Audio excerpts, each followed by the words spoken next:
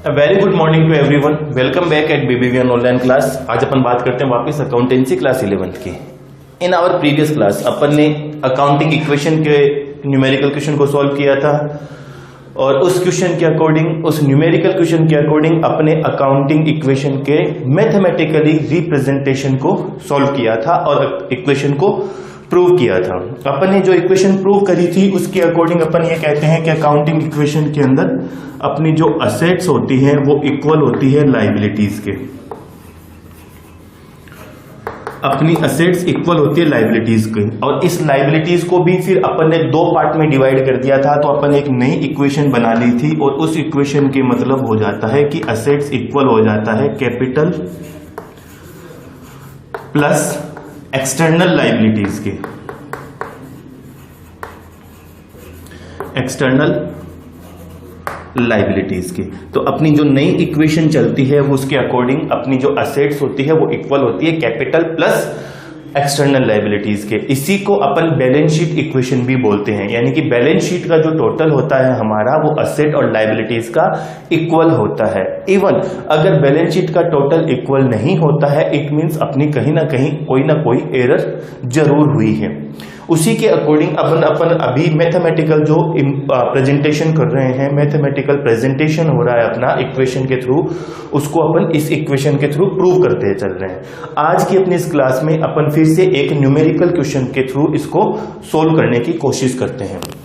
अपना जो numerical question होगा, क्वेश्चन मैं आपको बता देता हूं। यहां अपन लिख लेते हैं ट्रांजैक्शंस को और इधर आ जाती है अपनी असेट्स इक्वल होती है लायबिलिटीज के।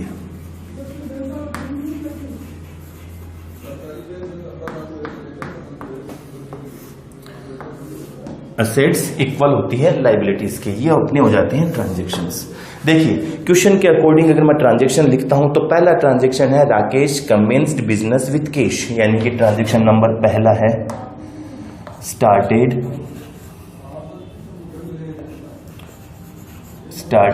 business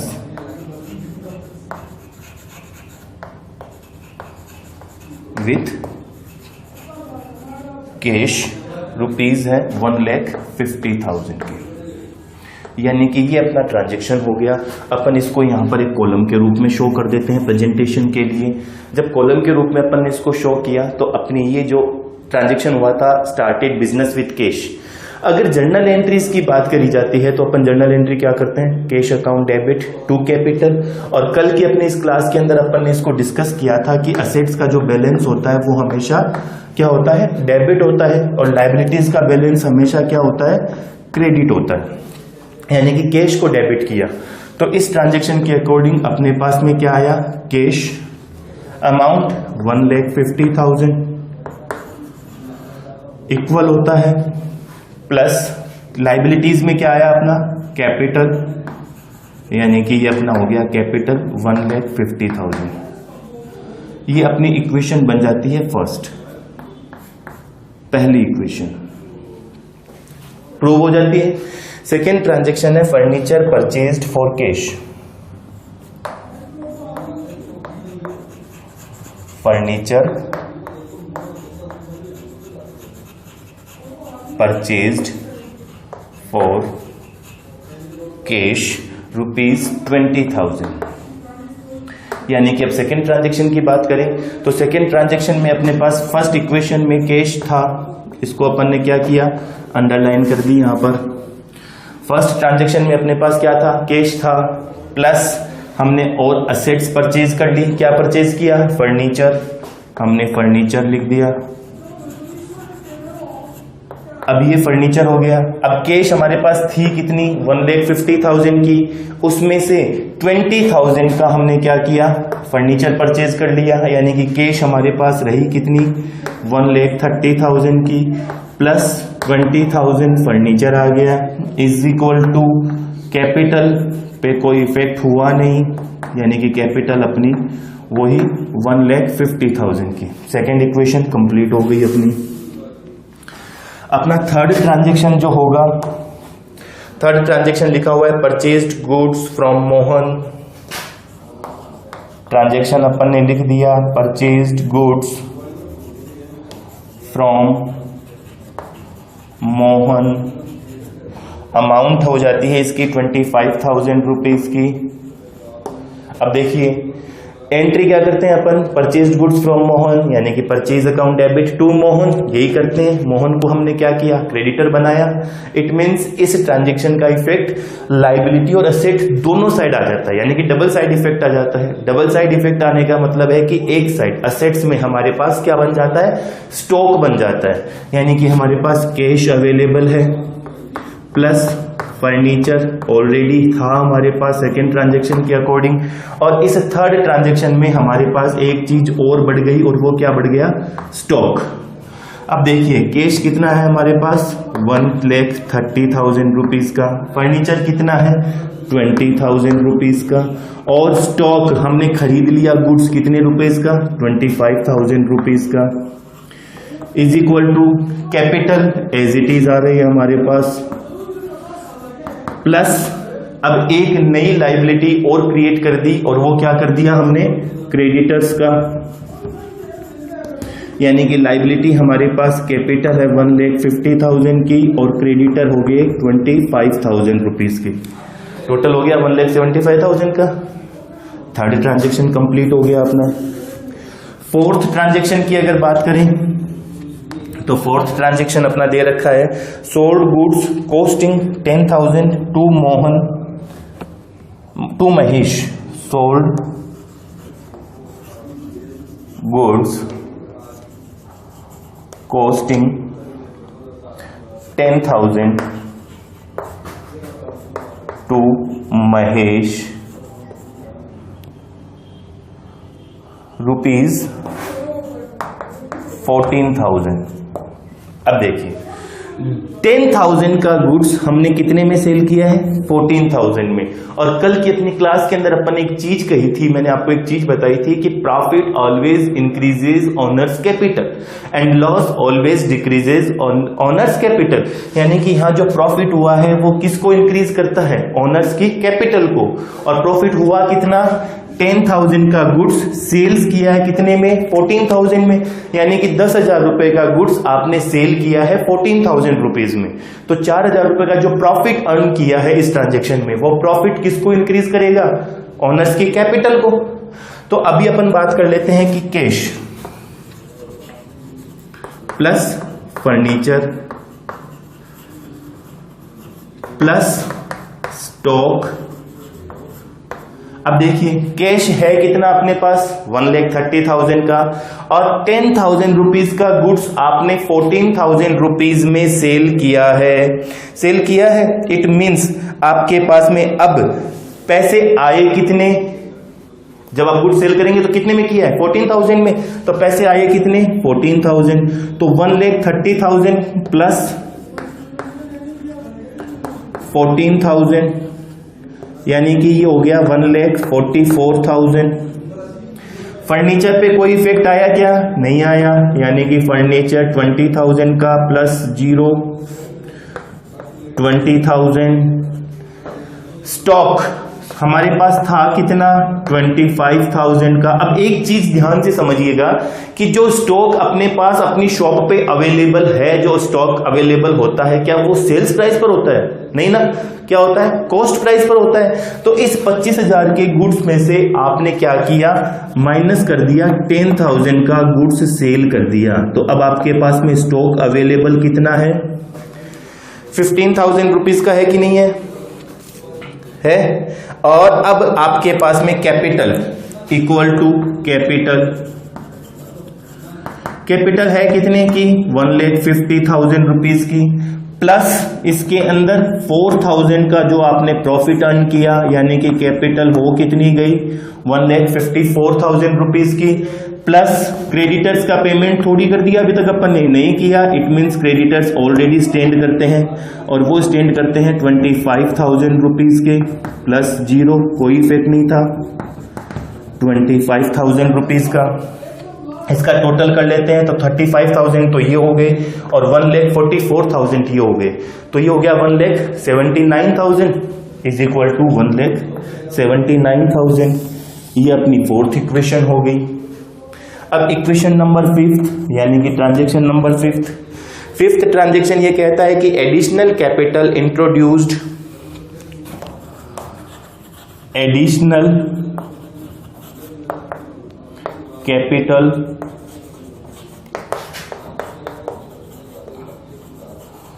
इंट्रोड्यूस्ड रुपीज 20,000 की एडिशनल कैपिटल इंट्रोड्यूस करी। कैपिटल इंट्रोड्यूस करते हैं तो जर्नल एंट्री क्या करते हैं, cash account debit to capital, यानी कि हमारे पास कैश अवेलेबल है कितना 1,44,000 रुपीज का, प्लस 20,000 की कैपिटल इंट्रोड्यूस कर दी, यानी कि हमारे पास अब कैश अवेलेबल कितना है 1,64,000 का, प्लस फर्नीचर कोई इफेक्ट नहीं आया, यानी कि फर्नीचर हमारे पास था कितना 20,000 रुपीज का, प्लस 20,000 रुपीज का, प्लस स्टॉक।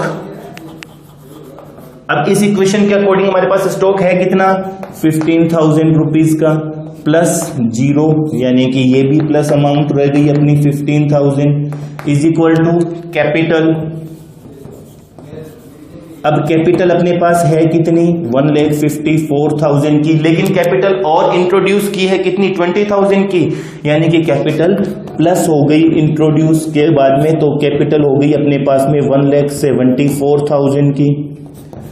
इधर क्रेडिटर्स कोई इफेक्ट नहीं आया, यानी कि क्रेडिटर्स पे कोई इफेक्ट नहीं है, क्रेडिटर्स 25,000 के प्लस 0 25,000। ये हो गई अपनी 5th इक्वेशन। अब आगे की बात कर लेते हैं इक्वेशन नंबर 6 की।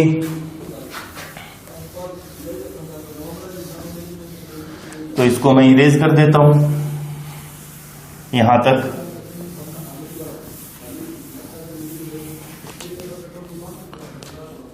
अब देखिए 6th ट्रांजैक्शन अपना कहता है commission received in advance, commission received in advance, ये और ये रुपीज है अपना 2,000 रुपीज का। कमीशन एडवांस में रिसीव्ड हुआ है, इट मीन्स पैसा तो आ गया आपके पास में, लेकिन अगर ये कमीशन किसी भी ट्रांजैक्शन के थ्रू अगेंस्ट में दिया गया था तो एडवांस कमीशन जो रिसीव्ड करते हैं वो लायबिलिटी बनती है अपनी। यानी कि देखिए कैश अपने पास अवेलेबल था 1,64,000 रुपीज का, इसमें 2,000 का कमीशन और रिसीव्ड कर लिया आपने, यानी कि अब कैश कितनी है अपने पास में 1,66,000 की, प्लस फर्नीचर ऑलरेडी अपने पास में 20,000 रुपीज का है, नया कोई फर्नीचर परचेज किया नहीं तो ये 20,000 रुपीज का, प्लस स्टॉक हमारे पास 15,000 रुपीज का था, एडिशनल कोई स्टॉक परचेज किया नहीं हमने तो स्टॉक भी 15,000 के ऊपर ही स्टैंड करता है, प्लस कैपिटल शॉर्ट में लिख लेते हैं, कैपिटल अवेलेबल है कितनी हमारे पास 1,74,000 रुपीज की, प्लस कैपिटल पे कोई इफेक्ट नहीं आया, यानी कि ये 1,74,000 रुपीज की, प्लस क्रेडिटर्स ऑलरेडी 25,000 रुपीज के हैं हमारे पास, इसके ऊपर भी कोई इफेक्ट नहीं आया, यानी कि ये भी 25,000 को इफेक्ट करता है, प्लस कमीशन इन एडवांस, नई लायबिलिटी क्रिएट हो गई कमीशन एडवांस, और ये था अपना 2,000 रुपीज का, तो ये हो गया 2,000 रुपीज का। ये अपनी 6th इक्वेशन कंप्लीट हो गई कि नहीं हो गई। अब देखिए इक्वेशन नंबर 7th यानी कि ट्रांजैक्शन नंबर 7th ट्रांजैक्शन ये कह रहा है paid to creditor in full settlement of 22, paid to creditors in full settlement rupees 22,500। Creditors हैं कितने के? 25,000 के हैं। इसका फुल सेटलमेंट कर दिया, यानी कि फुल एंड फाइनल पेमेंट कर दिया आपने, और अमाउंट पेमेंट किया कितना है? 22,500। पेमेंट करना कितना था? 25,000 का। इट मींस डिस्काउंट रिसीव्ड किया है, इनकम है ना। और इनकम किसको क्रिएट करती है? लायबिलिटी को, सॉरी कैपिटल को। तो देखिए कैश अपने पास था कितना? 1,64,000। पेमेंट कर दिया अपन ने इसमें से 22,500 का, यानी कि 22,500 का पेमेंट कर दिया। पेमेंट करने के बाद में अपने पास जो बैलेंस बचता है वो बचता है 1,43,500 प्लस फर्नीचर पे कोई भी इफेक्ट नहीं है। इट मीन्स फर्नीचर पे कोई भी इफेक्ट नहीं है, 20,000 रुपीज का। प्लस स्टॉक हमारे पास है 15,000 रुपीज के। स्टॉक पे भी कोई इफेक्ट नहीं है, इट मीन्स स्टॉक भी हमारा 15,000 का है। Plus capital. अब देखिए कैपिटल है कितने की अपनी? 1,74,000 रुपीज की है, और उसमें डिस्काउंट रिसीव्ड हुआ है, इनकम हुआ है, और इनकम इंक्रीजेस करती है ओनर्स के कैपिटल को, यानी कि प्लस 2,500। तो ये हो गया 1,76,500 प्लस क्रेडिटर्स पेमेंट कर दिया है ही नहीं, यानी कि कमीशन एडवांस हमारे पास है, और वो है 2,000 रुपीज का। 2,000 रुपीज का ये हो गया 1,78,500। इसका टोटल भी 1,78,500, यानी कि इक्वेशन नंबर 7 भी अपनी कंप्लीट हो गई। इक्वेशन ट्रांजैक्शन नंबर 8 की अगर बात करें, ट्रांजैक्शन नंबर 8 की अगर बात करें, ट्रांजैक्शन 8 हो जाता है अपना sold goods costing ₹15,000 for 18,000, out of which 5,000 received in cash। अब बात समझिए, अपने पास में हमने 15,000 रुपए का गुड्स 18,000 में बेचा है, 3,000 का प्रॉफिट अर्न किया है, और profit increases honours capital. Profit किसको इंक्रीज करता है? ओनर्स की कैपिटल को। इट मींस देखिए कैश अवेलेबल था अपने पास में 1,43,500। अब क्रेडिट में बेचा है, लेकिन उसमें से 5,000 हमने कैश रिसीव्ड भी कर लिया। इट मींस ये हमारी कैश को इंक्रीज कर देता है 5,000 से, ये हो जाता है 1,48,500 प्लस फर्नीचर, कोई भी इफेक्ट नहीं आया। फर्नीचर यानी कि 20,000 प्लस 20,000 प्लस स्टॉक। अपने पास स्टॉक अवेलेबल है कितना? 15,000 का ही तो है, और अपने पूरा का पूरा सेल कर दिया, यानी कि स्टॉक जो था अपने पास में 15,000 लेस 15,000, ये हो गया नील 0 प्लस इज इक्वल टू। अब इसके बाद इसके बाद एक नई असेट्स क्रिएट हो जाती है, और वो हो जाती है डेटर्स की हो जाती है, यानी कि यहां पर अपने पास में आ जाते हैं डेटर्स। अब देखिए 18,000 रुपीज के जो डेटर्स थे, उसमें से 5,000 रुपीज अपने पास में आ गया, तो हमारे पास क्रेडिटर्स बचे कितने के? 13,000 रुपए के, यानी कि 13,000 is equal to capital available कितनी है? 1,76,500 है, प्लस प्रॉफिट कितना अर्न किया? 3,000 का, यानी कि 1,79,500 प्लस कमीशन एडवांस अपने पास में है 2,000 रुपीज का, यानी कि ये हो गया 2,000 रुपीज का।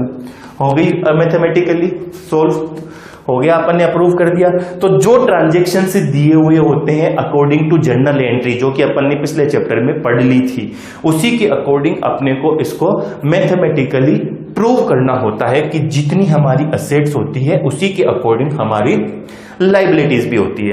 यानी कि अब अगर मैं इसको प्रूव करना चाहूं तो ये हो जाता है 20,000 प्लस 13,000 33,000 और 33,000 और 1,48,500। तो इसका सोल्यूशन हो जाता है 500, 8 और 3 11, 4 3 7 8 और 1, यानी कि 1,81,000। और इधर भी आ जाता है अपना 1,81,500। ये दोनों साइड से सेम टोटल आना ही इस चीज को प्रूव करता है कि हमारी इक्वेशन सही है। मैथमेटिकली जो हमने किया था वो क्लियर हमारा प्रूव हो चुका है। अब आपको करना क्या है, आपको इसी तरीके के क्वेश्चंस और प्रैक्टिसेस करनी है, क्वेश्चन न्यूमेरिकल क्वेश्चन को सोल्व करके देखना है और इसको मैथमेटिकली प्रूव करना है। अपनी अगली ऑनलाइन क्लास में अपन एक और नेक्स्ट न्यूमेरिकल क्वेश्चंस के साथ मिलेंगे। Thank you.